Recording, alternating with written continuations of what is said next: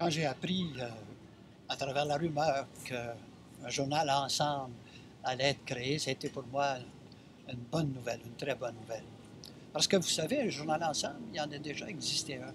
Dans les années 40, 50, il existait un journal qu'un dénommé Jean-Paul Légaré avait lancé et qui cherchait à faire connaître dans l'ensemble de la population et surtout dans le réseau entre les caisses puis les coopératives et tous les genres d'organismes sous contrôle démocratique, faire connaître cette grande réalité québécoise.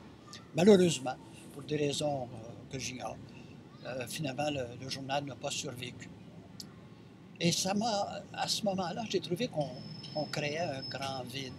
Et en relisant les principes fondamentaux de la coopération, il y avait ce dernier point, l'intercoopération.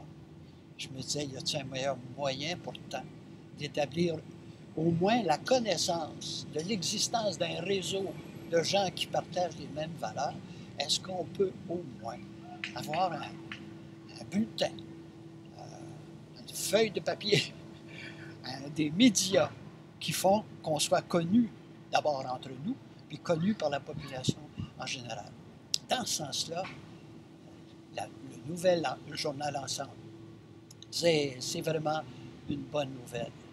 Ce qu'il faut refaire revivre aujourd'hui dans un monde globalisé, de mondialisation, oui, il faut vivre ensemble à l'intérieur de nos coopératives. Mais pour que les coopératives vivent, parce que ce n'est pas les coopératives qui sont importantes, c'est l'économie solidaire qu'on crée grâce aux coopératives. C'est ça qui est important. Et cette économie-là est une alternative au désastre actuel du système dominant.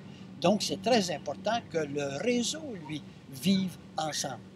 Et je pense que 2012 devrait être l'année où on met l'intercoopération comme premier sujet de l'agenda, parce que ça me paraît bien important, construire ici, au pays, une économie solidaire, ça me paraît essentiel.